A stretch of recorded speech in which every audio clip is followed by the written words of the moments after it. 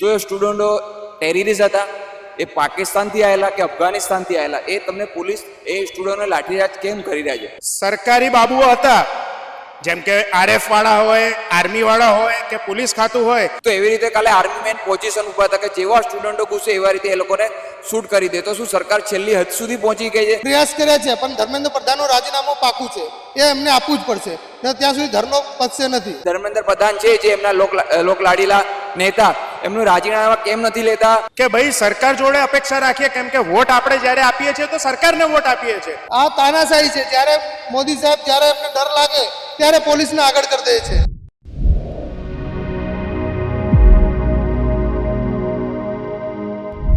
નમસ્કાર દર્શક મિત્રો, ગુજરાત પ્લસમાં હું છું યશ નાયક. સમગ્ર દેશની અંદર જે રીતે નીટના વિદ્યાર્થીઓ અત્યારે દિલ્હીના જંતર મંતર ઉપર ધરણા પ્રદર્શન કરી રહ્યા છે. સમગ્ર દેશ જોઈ રહ્યો છે, સોશિયલ મીડિયા, ટીવી મીડિયા, આ તમામ લોકો અત્યારે ત્યાં હાજર છે. જે રીતે દ્રશ્યો સામે આવ્યા છે ખૂબ જ ચોંકાવનારા છે. તમામ વિદ્યાર્થીઓ દેશના અલગ અલગ રાજ્યોમાંથી ત્યાં જંતર મંતર મેદાન ઉપર પહોંચ્યા છે. આના પડઘા ગુજરાત સુધી પણ પડ્યા છે.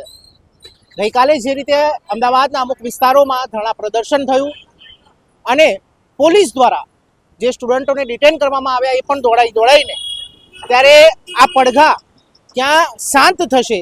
અત્યારે એક મહત્વના સમાચાર એ પણ સામે આવ્યા છે કે રાહુલ ગાંધી અને પ્રિયંકા ગાંધી પોતે ધરણા ઉપર પણ બેઠા છે. ત્યારે અહીંયા કોંગ્રેસના જે સ્ટુડન્ટ વિંગના વિદ્યાર્થીઓ છે, નેતાઓ છે, તેમની સાથે આપણે વાત કરવાની કોશિશ કરીશું. જે રીતે દેશની અંદર માહોલ છે નીટને લઈને, જંતર મંતર ઉપર ધરણા પ્રદર્શન ચાલી રહ્યું છે, શું કહેશો? સૌએ કાલે એક લાઈવ જોયું દાખલો કે સ્ટુડન્ટ સાથે કેવી રીતે આપણી સરકાર બર્બરતાપૂર્ણ વ્યવહાર કરી. જેમ કે સ્ટુડન્ટ કોઈ ક્રિમિનલ નહોતા.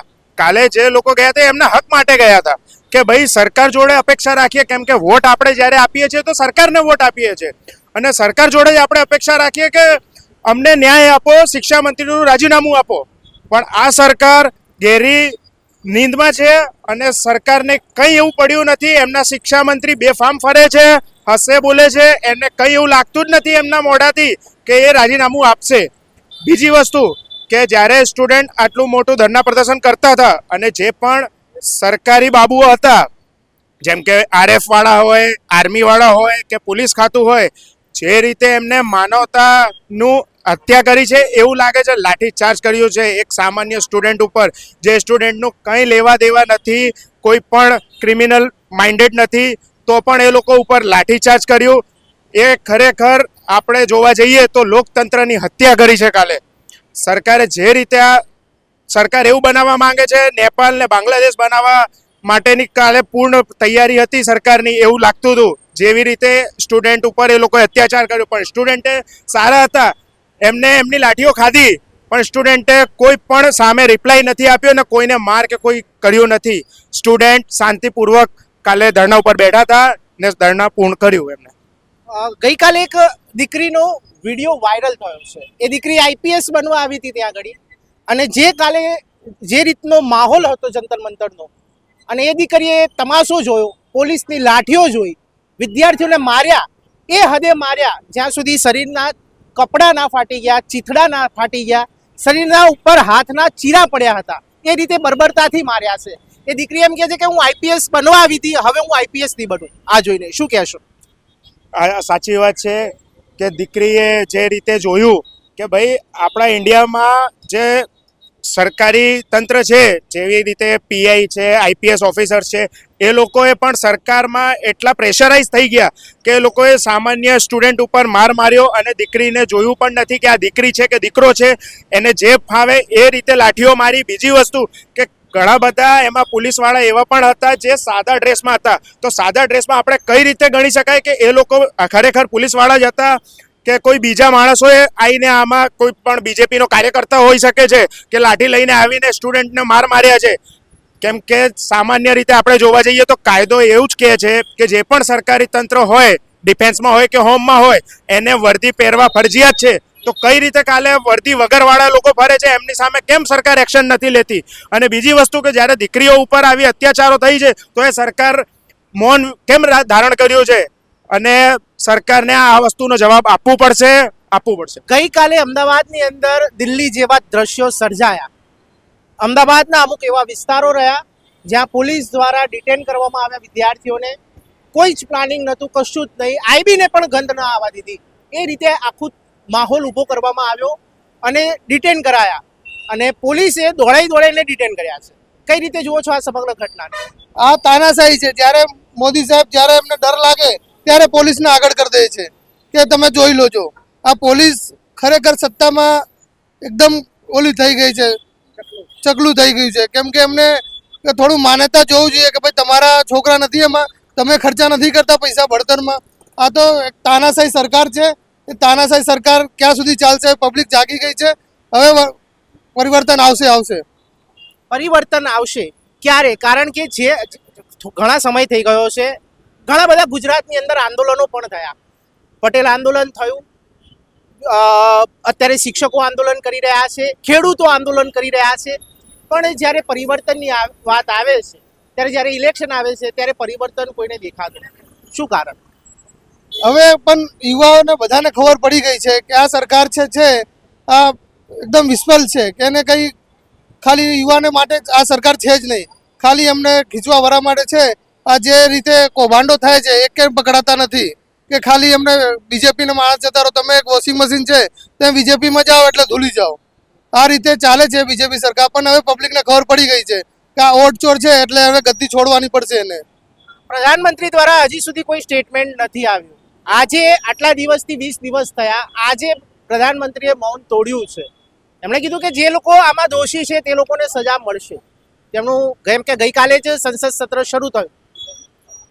એમને સજા ખાલી એમનો કેસો ચાલે છે કે સજા કોઈને મળતી નથી. એમ ખાલી ન તો આટલા કેટલા પેપર લીક થયા છે. આ પેપરમાં બધાને સજા ક્યાં મળી છે? ગુજરાતમાં કેટલા પેપર લીક થયા? હવે છોકરાઓ એક્ઝામ આપીને આવે પછી તમારા પેપર લીક થઈ જાય છે. એની પહેલાં તમે શું જોવો છો? આ ટેલિગ્રામ બંધ કરવાથી પેપર લીક નથી બંધ થતું. અને તમે પેલી વ્યવસ્થા કરવું પડે તમારે બધું કે કેવી રીતે ચાલે છે અને સિસ્ટમ કેવી રીતે. સિસ્ટમ જ તમારું ફૂટેલું છે તો તમે ક્યાંથી પેપર લીક બંધ કરશો? શું માંગ છે હવે? કોંગ્રેસ શું રસ્તો અપનાવશે? કારણ કે સમગ્ર દેશની અંદર અત્યારે અમુક રાજ્યોમાંથી સ્ટુડન્ટો પહોંચ્યા છે દિલ્હીના જંતર મંતર ઉપર. શું કહેશો? હવે બધા સ્ટુડન્ટો આમ લાગ્યા છે, પ્રયાસ કર્યા છે, પણ ધર્મેન્દ્ર પ્રધાનનું રાજીનામું પાકું છે. એ એમને આપવું જ પડશે ને ત્યાં સુધી ધરનો પતશે નથી. જે રીતે અત્યારે સમગ્ર દેશની અંદર માહોલ છે, કઈ રીતે જુઓ છો? અત્યારે હાલમાં થોડા સમય પહેલા જ કોંગ્રેસના વિપક્ષના નેતા રાહુલ ગાંધી પણ પીએમ આવાસની બહાર પહોંચ્યા છે અને પ્રિયંકા ગાંધી તેમની સાથે પણ છે અને ધરણા ઉપર બેઠા છે. શું કહેશો? ખાસા ટાઈમથી જંતર મંતરમાં સોનમજી બેઠા છે ઉપવાસમાં, છતાંય નરેન્દ્ર મોદી આપણા દેશના વડાપ્રધાન એક આંખ આડા કાન કરી રહ્યા છે. આટલા ટાઈમથી સોનમજી બેઠા છે છતાંય એ કોઈને પૂછવા આવ્યા નથી. નાથી કોઈ એમએલએ કે ના એમપી એમને કોઈ જોવા ગયા છે. એમની ધરણા ચાલુ હતી તો છતાંય એ લોકોએ પોલીસ દ્વારા ડિટેન કરાયા અને એમની ધરણા અધૂરી કરી. એ પછી સીએ કોકરોચ જનતા પાર્ટીના જે છે મેન લીડર એ ત્યાં બેઠા છે અને છતાં બી સ્ટુડન્ટો ત્યાંના ત્યાં છે. જેવી રીતે આપ જોઈ રહ્યા છો કે ભાઈ મીડિયા થ્રુ માધ્યમથી ખબર પડે છે કે પોલીસ ત્યાં લાઠીચાર્જ કરી રહ્યા છે. તો એ સ્ટુડન્ટો ટેરરિસ્ટ હતા? એ પાકિસ્તાનથી આવેલા કે અફઘાનિસ્તાનથી આવેલા? એ તમને પોલીસ એ સ્ટુડન્ટોને લાઠીચાર્જ કેમ કરી રહ્યા છે? જે સ્ટુડન્ટો આવી રહ્યા છે એ પોતાના હક અને ન્યાય માટે આવી રહ્યા છે. એ સ્ટુડન્ટ ના કોઈ બીજેપીના માણસ છે, ન કોઈ કોંગ્રેસના માણસ છે. એ ફક્ત ને ફક્ત પોતાના હક માટે, એ ઓનલી ફોર સ્ટુડન્ટ છે, પોતાના હક માટે આવ્યા છે. તો પોલીસ એ લોકોનું સાંભળતી કેમ નથી? અને જો સ્ટુડન્ટોની વાત સરકાર જોડે છે તો શું સરકાર જ પોલીસ બની ગઈ છે? સરકાર સુધી પોલીસ પહોંચવા જ નહીં દે સ્ટુડન્ટોને. અને જો પોલીસ સ્ટુડન્ટોની હક ઉપર સુધી નહીં પહોંચે તો સ્ટુડન્ટ ક્યાર સુધી પોતાના હક માટે લડતી રહેશે? ગઈકાલે સંસદ સુધી વિદ્યાર્થીઓ પહોંચી ગયા. સંસદને બંધ કરવામાં આવી. પહેલો જ દિવસ દેશનું સંસદ જ્યાંથી તંત્ર આખો દેશનું ચાલે છે. પ્રધાનમંત્રી પણ અંદર સંસદની અંદર હાજર હતા. સ્ટેન્ડ બાય રખાઈ દીધા. કમાન્ડો આવી ગયા. ફાયર બ્રિગેડ હોય કે શાર્પ શૂટરો જે આર્મીના હોય, એનએસજી કમાન્ડો હોય, તમામ લોકોએ પોતાની પોઝિશન લઈ લીધી આપણા જ દેશના નાગરિકો સામે. વિદ્યાર્થીઓ કોઈ આતંકવાદી નહોતા, છતાં પણ આવી પરિસ્થિતિ ઉદ્ભવી, શું કારણ રહ્યું? આપ જોઈ શકો છો કાલે સંસદમાં જેવી રીતે સ્ટુડન્ટો ઘૂસી ગયા હતા, તો સરકારે સ્ટેન્ડ બાય એનએસજી કમાન્ડો હોય, અધરવાઇઝ ત્યાંના આરએફઈએફ હોય, એ લોકોને સ્ટેન્ડ બાય રાખ્યા હતા, છતાં એ લોકોને ગન સાથે રાખ્યા હતા કે જેવી રીતે અંદર કોઈ સ્ટુડન્ટ આવે તો એને શૂટ કરી દો. જેમ કે ઉપરથી શૂટ એન્ડ લોનો ઓર્ડર હોય, જે કે ટેરરિસ્ટ ઘૂસતા હોય તો જાણ કરી દેશે કે ટેરરિસ્ટ ઘૂસ્યા છે, તો એ લોકો પોઝિશન લઈ લે છે. તો એવી રીતે કાલે આર્મી મેન પોઝિશન ઉપર હતા કે જેવા સ્ટુડન્ટો ઘૂસે એવા રીતે એ લોકોને શૂટ કરી દે. તો શું સરકાર છેલ્લી હદ સુધી પહોંચી ગઈ છે? સ્ટુડન્ટો પોતાના હક માટે લડી જ નથી શકતા? ત્યાં સ્ટુડન્ટો છે બરાબર, એ બધા હક માટે લડી રહ્યા છે, છતાં બી અને ત્યાં કોઈ સરકાર એક્શન લેતી નથી. ત્યાં એક ભાજપના નેતાના છોકરા બી હક માટે આવ્યા હતા, તો એમની લડાઈ સાચી હતી, તો એક ભાજપનો સ્ટુડન્ટ બી નેતાનો સ્ટુડન્ટ બી જોડાયા હતો. પણ તમે જોઈ શકો છો કે સંસદમાં જેવી રીતે કાલે આર્મીને ગોઠાયા હતા અને મોદી સાહેબ બી અંદર સંસદમાં હાજર હતા, છતાં બી એ મીડિયા સામે આવ્યા નહીં, ના કે નો સ્ટુડન્ટ સામે આવ્યા. તો એ કેમ છુપાઈને રહે છે? અને ધર્મેન્દ્ર પ્રધાન છે જે એમના લોકલાડીલા નેતા, એમનું રાજીનામા કેમ નથી લેતા? એ હજુ સુધી આગ બંધ છે. છતાં બી સ્ટુડન્ટોની માંગ છે કે જ્યાં સુધી ધર્મેન્દ્ર પ્રધાન રાજીનામું નહીં આપે ત્યાં સુધી જંતર મંતરમાં લડાઈ ચાલુ રહેશે.